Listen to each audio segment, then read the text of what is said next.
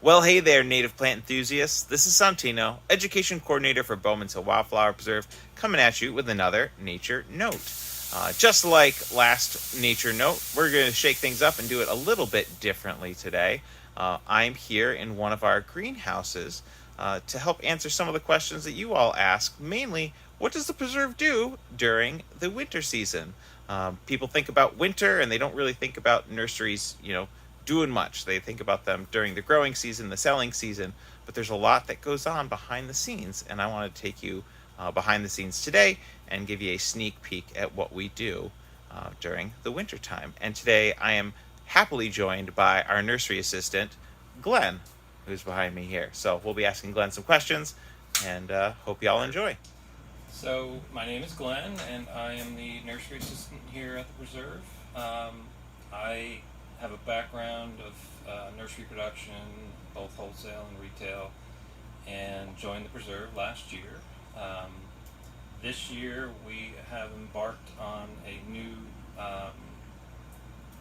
propagation program, if you will, where we've added a mist system that will regulate our environment in this house and allow us to produce more plants in less time than in the past. So we're standing right now in a house where we've started some seed within the last few weeks, and as you can see, things are beginning to germinate and already getting some height to them. This is just one of the things that we do in the nursery over the winter. We also do a great deal of potting, ordering, inventory, and prep for the new season. So as we look around this new system, as you indicated, this was just put in today. I'm seeing what looks like reminds me of the grocery store, like these little nozzle sprayers. Can you tell us just a little bit about the system and how it works? So the system is controlled by this box here that allows us to control the amount of moisture we apply, how frequently we apply it, and even the days. We can cycle on and off for different days if we wanted. So we currently have 3 different setups because this bench here is up against the outside wall and it gets a great deal of sun. This one gets the most mist. The middle bench has the least pressure from the sun hitting the greenhouse, so that one has a moderate amount of mist. And on the far bench we have, that's currently running, our mist system. Those are cuttings instead of seedlings, so they get a very brief burst of mist every 4 minutes just to maintain humidity around their leaves so they do not dry out.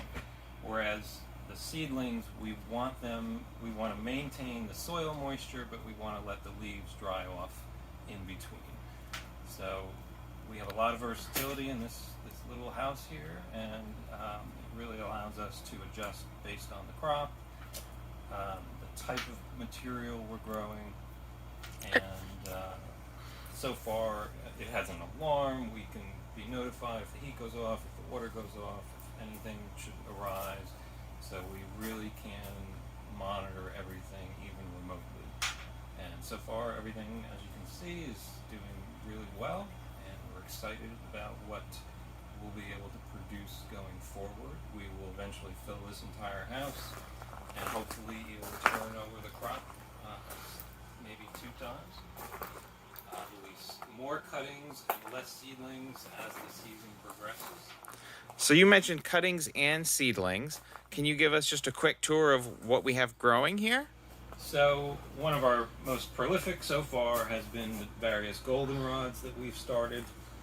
You can see here that they've done extremely well. We've also got several different varieties of milkweed coming along quite nicely, and a little bit of trade scantia.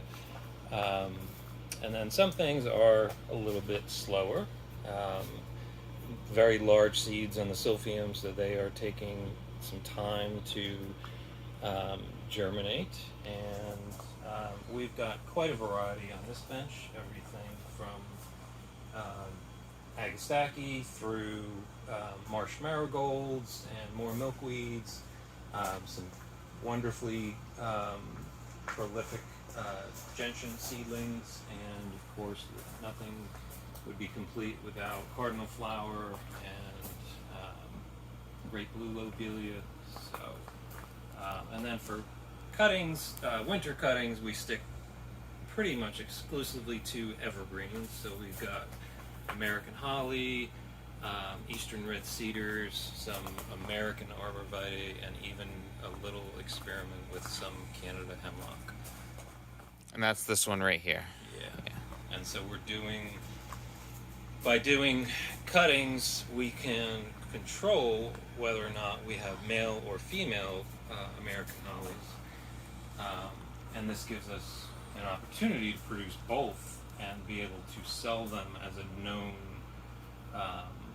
male or a female plant, so that if somebody wants one male to pollinate the 3 or 5 females they buy, they'll have that opportunity.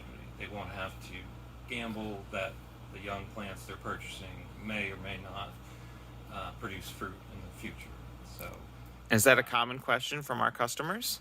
It definitely is. It's a huge concern, especially for people who are just starting out and maybe want just a couple plants of a particular, say a winterberry holly, American holly, or a spice bush is another really popular one where we get questions. If they happen to be in flower, we can determine whether it's male or female at that time. But if they're not in flower, it gets much more complicated or impossible. Right. So since the preserve has a wonderful collection of American hollies throughout, we have the option of going out and selecting cuttings from plants that we knew to be female or male. And we hope to have those available for sale by late summer of next year. Very cool. They will turn. And if you want, briefly, we can even pop one out. And one of these had a beautiful start yesterday. I should have labeled it. So we have already, you can see that around the edges of this wound that we create, it's starting to create calluses, and the bottom of the cutting is swelling, and that's where all the new roots will emerge around those calluses. And so within probably 2 weeks, these will be putting on roots, and they will probably be fully rooted out by the end of April, maybe a little bit sooner.